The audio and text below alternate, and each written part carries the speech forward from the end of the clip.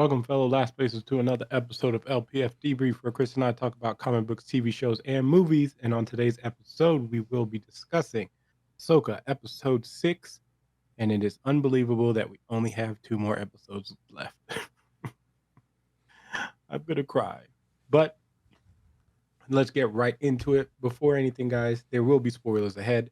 If you guys want to catch our first 5 episodes, they are kind of put together. So 1 and 2 are put together, and those are in podcast. 3, 4, and 5 are in video and podcast form. So if you guys want to catch it on those, you can also. So we do have those first 5 if you guys want to catch up on that.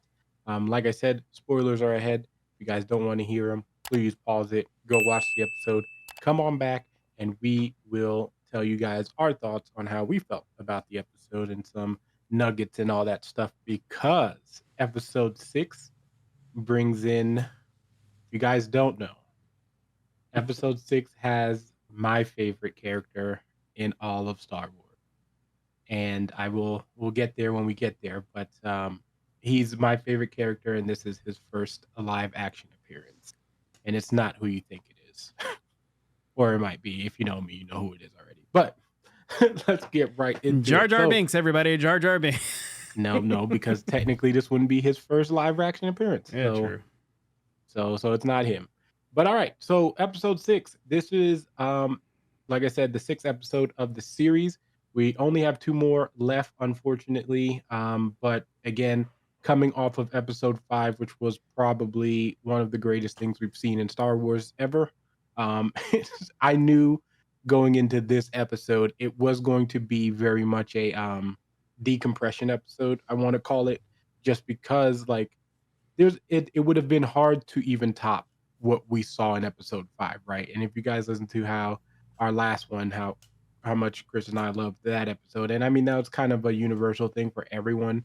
That episode, everyone kind of just was in love with and feels like it's one of the best Star Wars things that we've ever gotten. So part 6 or episode 6 starts, the name of the episode, Far Far Away, and we remember that Ahsoka was going through the whales, going to find try to find where Sabine and everyone else is, which was and then we see, who do we see first? How did that episode start? Right, it starts with the conversation, and then he's like, I don't want to hear one of the, like, she's like, I don't want to hear one of those stories, and then she was kind of like tells that basically, hey, she Sabine left with them willingly, and like, and then Ahsoka's kind of feeling a little down on herself, saying like, maybe not down on herself, but she was just like, I didn't have enough time for her to make the right choice, right? And it's a kind of one of those moments, right, where it's just like, it, like we talked about in the last episode of this, where it's basically like Sabine always just makes those decisions based off of impulses, and she never actually thinks about it. And Ahsoka feels like that could be trained out of her, which I just don't think so, because it's that's just Sabine's Listen, character. man, She's always going to make those choices. This show has made me like Sabine is annoying to me in this series. All right, she's pissing me off because in this episode too, right? I have it in my notes. All right, we get a little bit of Sabine, because I'll save the other entrance to you. But throughout the episode, my complaints about her in this episode, right? Her ride leaves. It gets scared, right? It's I don't even know what kind of, I forgot the name of it. Yeah, but it's it's an alien ride, Star Wars alien thing that they can ride. So it leaves. Then she turns around. She's like, "You bailed on me. I don't want anything to do with you." I was like, "Bailed? You want to talk about bailed? That's what That's what we're doing." And then later on in the episode, right? And we'll get to the other guest appearance, but not guest appearance, but the other appearance. When she finds him, right? She goes, "It's always like you to come up with a plan and not have a solution." Yeah. And I'm like, bro, I paused the video and looked at Bria, and I was like, They're gaslighting me on purpose. I swear to God. I swear Well, to I mean, of God. course, she's also trying to hide something, so Well, that's yeah, why she says that. later on she tries to hide something, but like it's just the episode. It was the bailing part that started that heat. Yeah, I was like, hold on. yeah. I mean, it was a whole cycle Yeah. essentially of stuff. But again, I'm not surprised by any of this because this is Sabine's character. It's always been Sabine's character to make these impulsive decisions. That's just what she does. You know what I mean? Even though her intentions are obviously good, right? Because she's on the mission to find Ezra. She wants to find Ezra.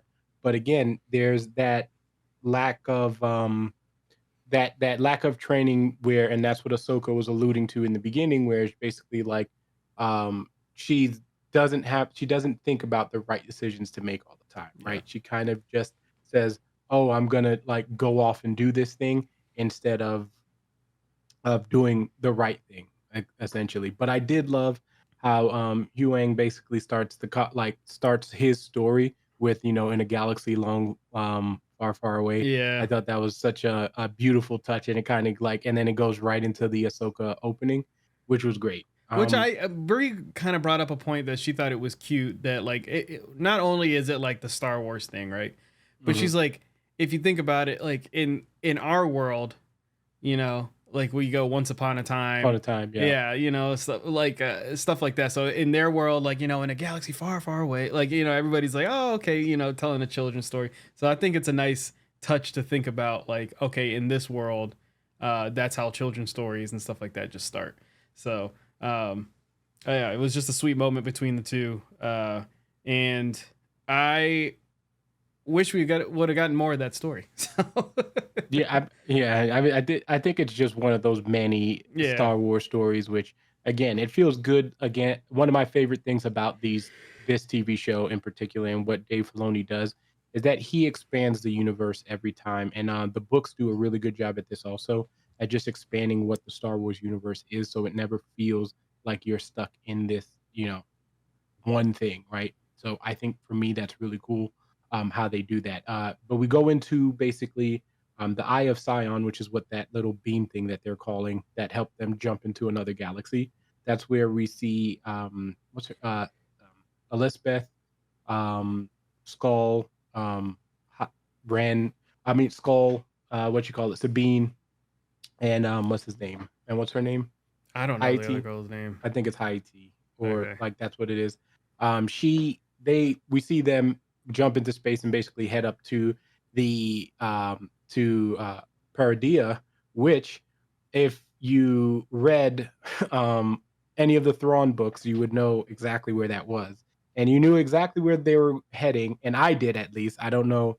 But as soon as they landed, I was like, I know exactly who we're about to see, and I knew it was going to be the Night Sisters Yeah. because I was like, "Yep, they are literally pulling things from the Thrawn books. Like this is exactly what we're going to see. We see the Darth Mari people, and we see the Night Sisters, and we see them basically saying, "Hey, this was written in the threads." And if you guys ever get a chance, read the first. I mean, all three of them are really good. But you don't have to read the original Thrawn trilogy, which is the ones after Episode 6, which is kind of what this is pulling from a little bit. But the original ones, not the original, but the newer ones that came out, where it basically gives Thrawn's backstory, you'll know his relationship with like the Night Sisters and all of that. So it's really cool that they kind of threw that in there, and with the whole weaving of like the threads and all that I stuff. think it's in the Marvel comic book app. Yeah. Because Hmm. the original book, the book that you fell in love with, because I didn't read it, Yeah. but I read the comic series that came out right at, or the first Thrawn comic series that came out, Yeah. uh, was just a retelling of the book, Yeah, just in well, comic form, that's right? the second. Yeah, that's so the first. So the Thrawn timeline, as we get there. So the original Thrawn books were released way back in the day. So those are the one. That's the one that's called Hair of the Empire, and then there's two more books after that. But the Hair of the Empire book is like the original. It didn't become canon. It was no longer canon because those books, once Disney purchased thing, that became all of the extended universe. Mm-hmm. So it's not like those are not canon. right? And then Timothy Zahn, who created Thrawn, he wrote another set of books with a different timeline, which is the timeline before Rebels. So they kind of wove him into coming in a little bit earlier. The good thing is, though, Dave Filoni was a huge fan of the Heir of the Empire books, so we're technically still in the timeline of when Heir of the Empire happened, even though it's technically not canon. But those three books, the three newer books, which is Thrawn, Deadly Alliance, and Treason, those three books are canon. So that's kind of the timeline right there for Thrawn. If you guys want to read about him, and speaking of him, he makes his appearance, and I can tell you guys, like, Thrawn's my favorite Star Wars character of all time. Like, from those books, that's just my character. So to see us, the Star Destroyer, his entrance was perfect because I think we tend to take for granted how big a Star Destroyer is because like we don't see them as much as we normally do. And to see them show that vast, like like um see how big it is, Yeah. right? And just see the amount of people that he has on that ship as he walks out. And you're just like, and my favorite thing about Thrawn is that he's always stays so even keel. Like he's never like yelling, he's never like thing, but he still brings this kind of intimidation, right? That you're just like, yo, I don't really want to mess with this dude. Like, you know what I mean? He just seems like one of these guys that you don't want to mess with. And he comes in so respectful, right? So like he's just like, oh, hey, like, hi everyone. Like, you know what I Well, mean? because Basically, you like, feel like at a moment's notice that he's gonna kill you. Like whenever he's yeah, like, oh, when they bring Sabine and everything, he's like, and he looks no, at the that's Night his name. Sisters and he's like, you didn't say anything about that. And they're like, Yeah. well, Yeah, yeah. you listen, Like, like, yeah, it's trying to like that come. wasn't part of the threads. Yeah. And then he's just like, okay, well, he was like, but also just his very nonchalant, like, you again, this is a guy who was in war with them, right? Like who Yeah. fought them, and like he's just so cool about it. He's just like, they were like, so Sabine's here, and she's like, and he's like, huh, that's a name that's a name that's familiar. Like it's just like, you know what I mean? It's so cool, like that he's just so. And the coolest thing about Thrawn that I actually really appreciate is that the actor for Thrawn is the same actor who voiced him in Rebels. So I thought that was cool that they did the whole like, hey, we're going to give the voice actor the opportunity to play this role of this character. So basically, the voice, like, you're hearing the voice of what Thrawn was, Yeah. right? So you're hearing that voice that you become familiar with in the Rebels episodes. This is played by Lars Melkinson.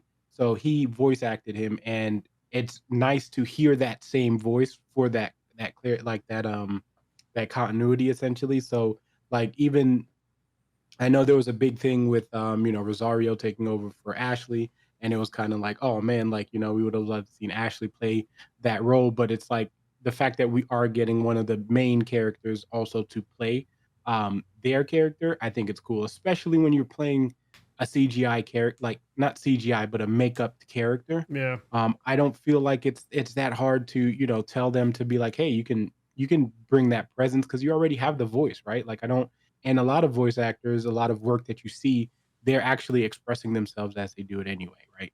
So it was cool to see him walk out and be able to, play that role, and be very, very, like, again, be very Thrawn like, and he's very just like meticulous, and he's gonna be like, yo, and like you were saying, he could kill you at any point, right? So it's like, oh, it's really cool. And also, for those who don't know, Thrawn Star Destroyer is called Chimera. So it's Oh. just a little fun trivia fact for you guys when you're they haven't said it in the show yet, but that is the name of the ship. So what Yeah. was your first impression when you saw Thrawn finally hit the screen? My first impression was one, the music coming in was perfect.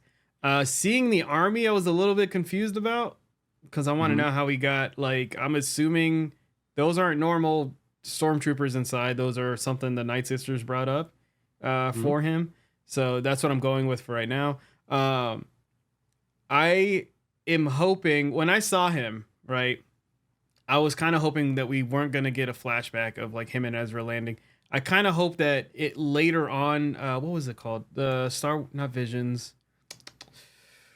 There was another Star Wars animated series that came out. Oh, Tales of the Jedi? Tales of the Jedi. I would like a Tales of the Jedi episode of like, okay, Ezra and him crash land and we get like, okay, what happened there? When did they split? Did they fight for a little bit? All this other stuff. Yeah. So I think that's what they should save it for. We'll see, because with 2 episodes left, I just kind of want more of like the continuation of the story. I don't want a flashback. Yeah. And I think a lot of people would agree. But Thrawn was, like you said, was perfect. Him talking to the Night Sisters, the fact that you feel like he's the tension, and the fact that like he finds the joy in it. He doesn't show the emotion of whenever he's like, oh hey, I know you guys had a word agreement, and I'm gonna honor that and everything. I'm gonna honor it. Like he's the man that's just like, it's kind of like the genie in the bottle thing, right? You rub the lamp. You have your 3 wishes, but you really have to make sure you ask for the right things. Yeah. Because if not, then you're screwed. So, and he definitely plays that game of like, I'm going to give you everything that we agreed upon is yours. But as soon as that agreement ends, right, we don't have an agreement of what happens afterwards. Yeah, I'm going to let you find Ezra, right? And when you do, who's to say, I didn't say I wasn't allowed to kill you afterwards. Like that's it. So, I did my part. Yeah. It's very much like, hey, I did what I was supposed to do. Like you asked me that you're basically you asked me to be able to find Ezra. I gave you that opportunity. And now that I'm leaving, like, and honestly, that whole conversation that he's even having with Balin and thing, he's just basically like, oh, that's great. Like, yeah, we'll honor that. Like, it's not a problem. But make sure after she finds him that you guys kill him. And if they get stuck on here, like after she tells what's her name? She's like, and if they get stuck, like, oh well, like I don't care. My whole goal is to get up out of here. Yeah, like they got that's 3 the main days. priority. They got he's like, they got 3 days to figure it out. Once these things get shipped off to where they need to get, once they're loaded onto my ship, that's it. Like I'm out. That was my whole goal. And of course, that's going to be the interesting thing, right? Is because they have to get out, right? And now we see Sabine going off, and then she's being essentially chased, even though the deal seems like exactly what she's going to be doing.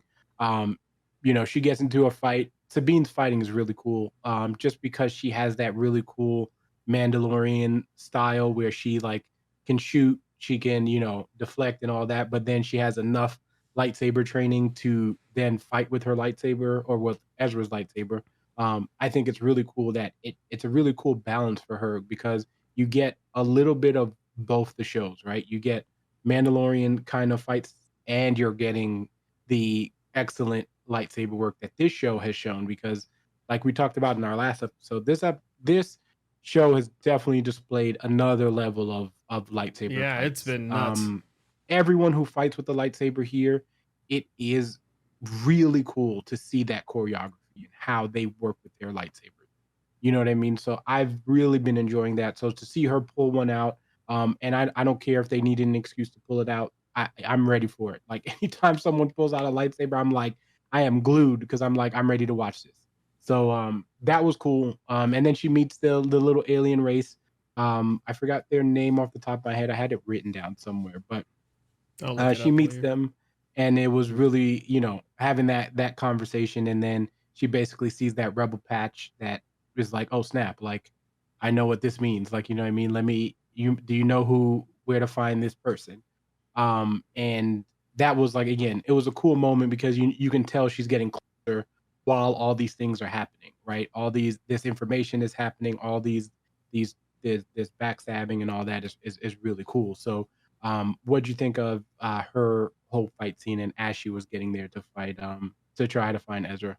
The whole fight scene was good. Like you said, I feel like the deflecting is kind of getting a lot, in my opinion. That's about it. It's just I'm sure there's going to be people slow motion ever since she got stabbed in the side, and everybody's like, no, she got stabbed in the middle. Like, how the hell did she survive?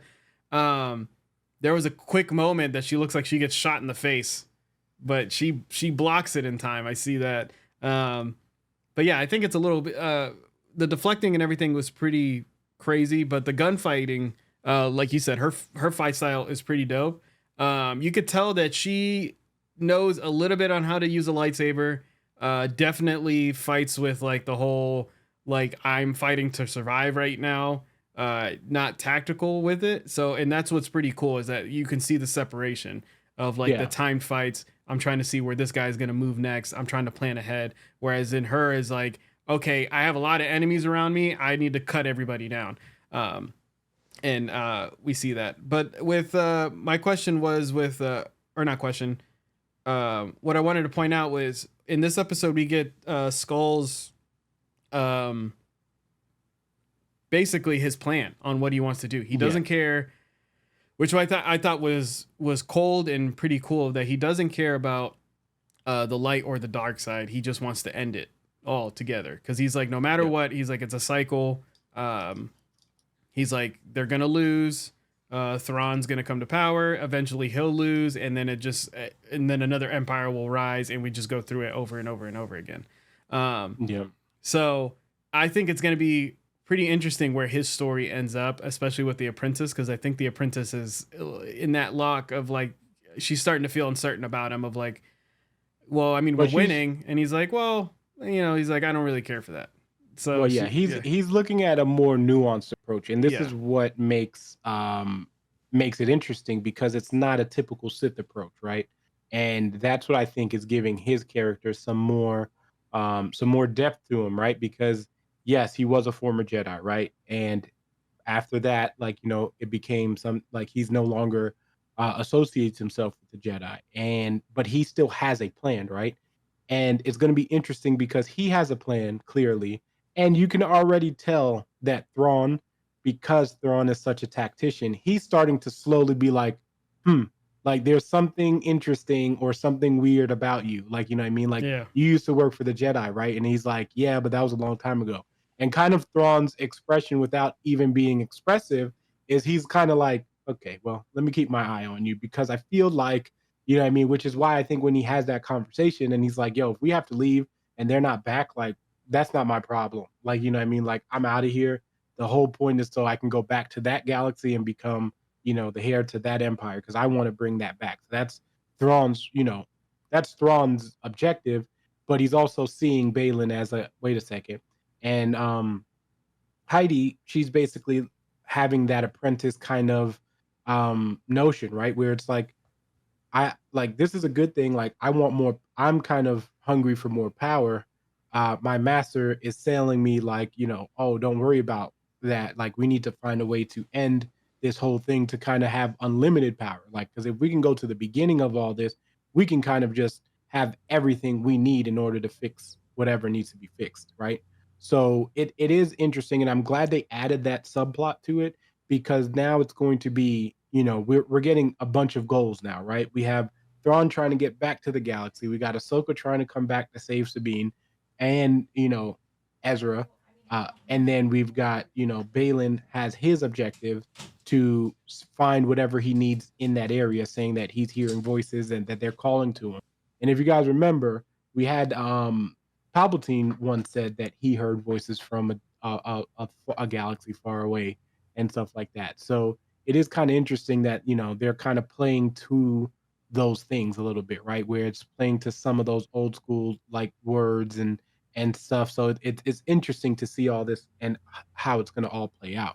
So Sabine finally gets to the village that the aliens take her to, and we knew it was going to come, and we see Ezra for the first time. I know there was a lot going on with Ezra and like just him being away for a while. I love that they gave him his eyes still. They kind of gleam like they gleam. And also I know some people were like the blue hair thing. That was an animation thing. His hair is actually black. His hair is supposed to be black, and in the comics, his hair is black. Like, well, the blue, the animation and everything, it was kind of hard to do. It's a little bit weirder to do. It was tinted in the thing, so it was harder. I don't know, for especially the earlier episodes of Rebels, his hair is a very distinct blue. But that I think that was that is an animation thing because any of the comics you read, he does have black hair. And then he basically like you kind of alluded to with that whole dialogue, like, oh, I knew you would find me, but and then she kind of gets on him like, hey, you kind of you did this whole thing without you're the best at like showing up places without a plan. And I think that it's great because they consider themselves like kind of close enough to be brother and sister, right? So the fact that she does the same thing, it does make sense, right? Because Ezra was a kid and he learned from all of them, like you know what I mean, how to be the person that he's become. So I do find it interesting and kind of like that she did say that and pointed it out because I don't think she realizes that she did the same thing even and she's like until Ahsoka is gonna be like, hey, like this wasn't part of the plan. Like I'm glad we found Ezra, but like now Thrawn is literally gonna be on his way back. Like we just fought this, not just fought this fight. We fought that whole fight so that he could get rid of him. Yeah. Now you gave them everything he needed to come back. Like you know what I mean? So I that whole dialogue is gonna be hilarious. And even when Thrawn is like, I want to know about this whole Ahsoka thing. I want to know her master and all that, which I'm really excited about because the second Thrawn book has the relationship between Anakin, between Vader and Thrawn. Now, there's a lot of like hints that say that Thrawn knows that Anakin was Vader. There's some like notions that say he knows. I'm interested to see when he finds out that Anakin is was her apprentice, like was her master. I'm interested to see if he tries to use the whole fact that he turned into Vader against him, and or is he gonna say, "Hey, I worked with your master," like as They when he didn't like joined the each other Sith. though, right? They had a respect. They were very respectful towards each other. Um, he no, but his Thrawn's biggest beef was with Grand Admiral Tarkin. Him and Tarkin Oh don't like yes, each him and other. Tarkin. Yeah, Yeah, yeah. yeah. Him and Tarkin don't like each other. Grand Moff Tarkin. Hmm. They don't like each other like at all. Like it's really good to read. They just have like this pettiness towards them, and it's more so because Tarkin doesn't like Thrawn because he feels like Thrawn obviously is his his competition because Yeah. Thrawn is so tactical and is this person. So but it was cool to see the whole Ezra thing and Sabine kind of not telling the truth about like the whole situation. Like she's kind of like shying away from it. She's like, yeah, like I got here. Like I just want to be happy that you're here. I feel like you should tell him immediately. I Like thought I he would be get more you. upset that he was there. He's like, "Oh, it took you long enough and everything." I was like, "Oh, I thought like Well, because he doesn't know how she yeah, got there. true." Like, you know what I mean? And I feel like he thinks she got there by, by like, oh, you just happen to find me or like you happen to make it. Like, you know what I mean? And I think once she's like, hey, like, by the way, I got here and Thrawn is potentially going back, like he's gonna be like, what were you thinking gonna be? Like, you know what I mean? So I'm interested to see how he does that. How do you feel about Ezra's on live action appearance Live action appearance. Like I said, I like that he's aged a bit. He has the long hair again. and the Um, goatee and the goatee. I'm too? excited to see Yeah, him get the lightsaber back because I'm sure we're gonna get the whole like he hasn't been training. He's just been surviving. You know what I mean? yeah. Um, so I'm excited to see how that goes. Um, I'm interested to see, and I agree with you on that too. But I feel like anytime the Jedi don't have their lightsabers, they tend to become very much stronger in the Force, though. yeah. So I'm wondering if he stopped. I don't think he stopped training altogether. I think he's going to have very much that for like be Force stronger, kind of like Yoda was, where Yoda lost his lightsaber and he was just like, well, I'm just always going to use the Force now, like kind of thing. So I'm interested to see that, but I also feel like Ezra was skilled enough to where it's always going to be like once he touches it, it's going to be like that freak out moment, and then everyone's going to be like, and then he's just going to feel like, oh, I'm back. This I know what I'm doing here. Yeah. So kind of thing. So I'm interested to see that. But go ahead. I think he's gonna be the one to show Sabine how to use the Force. Like finally. It's either that or I'm thinking he's going to get in trouble and it's going to be one of those panic, like I need to save him moments and it just happens. Um, I uh, think I think he's going to unlock her potential. I yeah. don't know how, like I don't know whether it could be like you said where it's something tragic that's about to happen to him, or it just may be something where he's like the relief of her finding him might be something that can make her focus a little bit more, and now she things.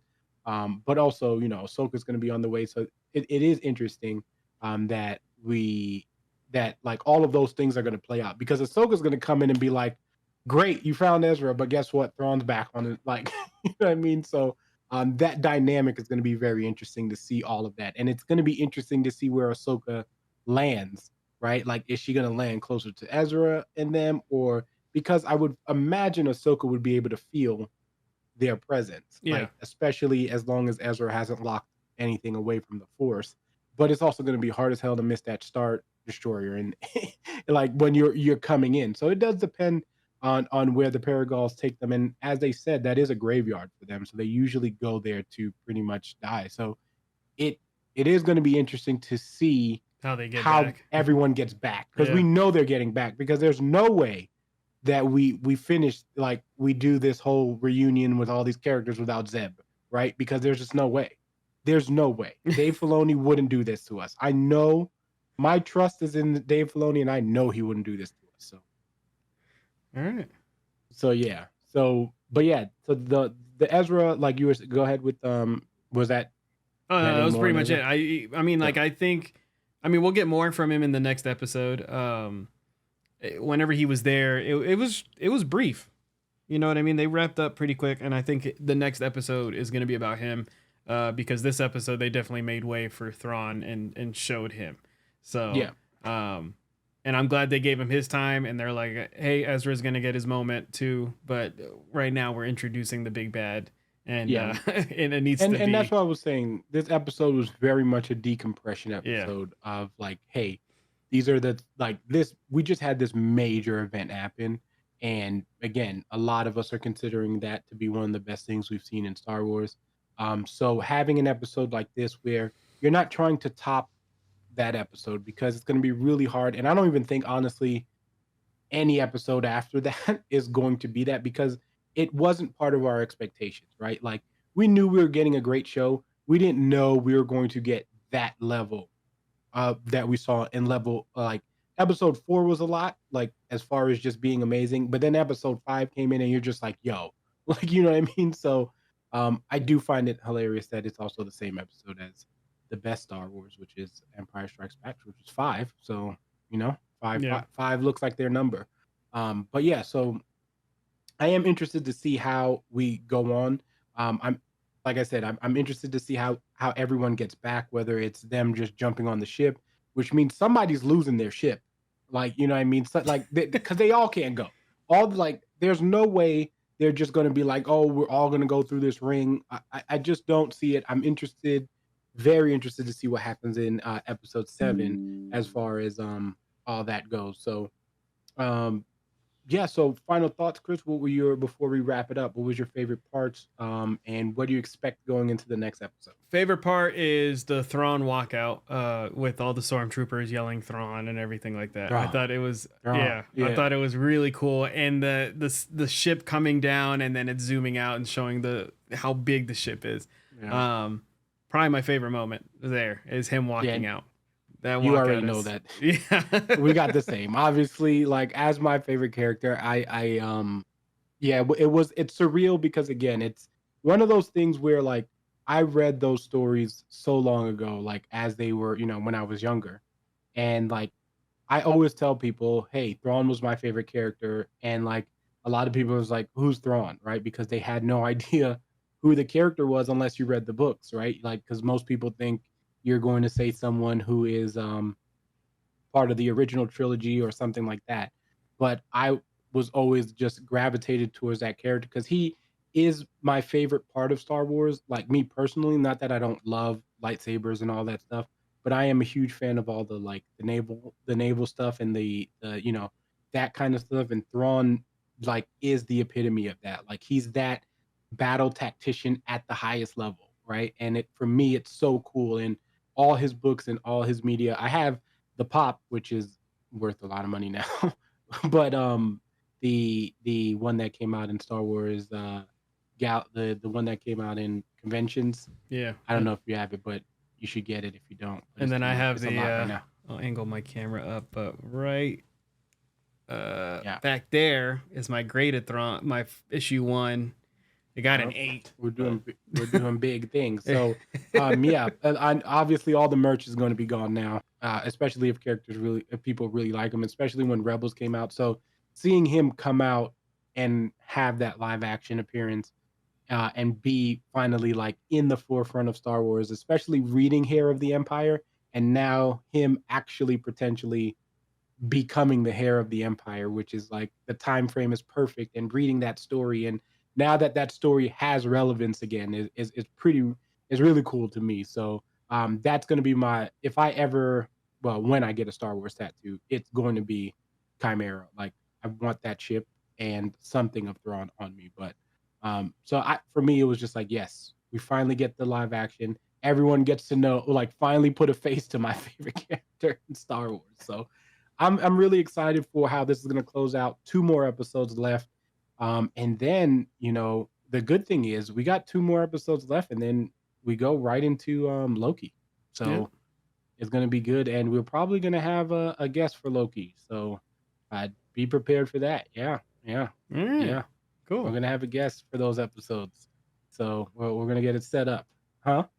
All right, that's dope. I'm excited. Yeah, so it's gonna be good. It's gonna be good. Yeah. All right. So, guys, thank you for joining us. As always, if you guys can like, subscribe, follow us on Twitter. I'm going to be more active on there. I know I say that all the time, but I'm serious. I did post something yesterday, this morning, asking about your guys' thoughts. So if you haven't followed us on Twitter, please go ahead and do that, or X, as they say now. Follow us on all the platforms. We want to update those things as much as possible and actually do them. So please follow us on there. Give us some encouragers. Call us out too. Just be like, hey, y'all ain't posted in a while. You know what I mean? So put that fire under us. You know what I'm saying? Help us out. So please do all that good stuff. And Chris and I will be back next week to do episode 7. And then the 2 weeks after that, episode 8. And then we start Loki. So we're going to have some content going all the way until the end of pretty much the whole time. Yep. Also, I saw Dark Knight yesterday again in theaters. It was amazing. Yeah. It's back in theaters, by the way. I know it's off brand, but whatever. I just felt like he gets all the movie leaks and stuff like that, and then he tells me afterwards. My bad. I didn't know you were working. Yeah, I was working. Exactly. So lucky guess. No, not a lucky guess. You told me today was your day off. So. Yeah. So, all right, y'all. We will catch you guys later. Until next time, Fire Team out.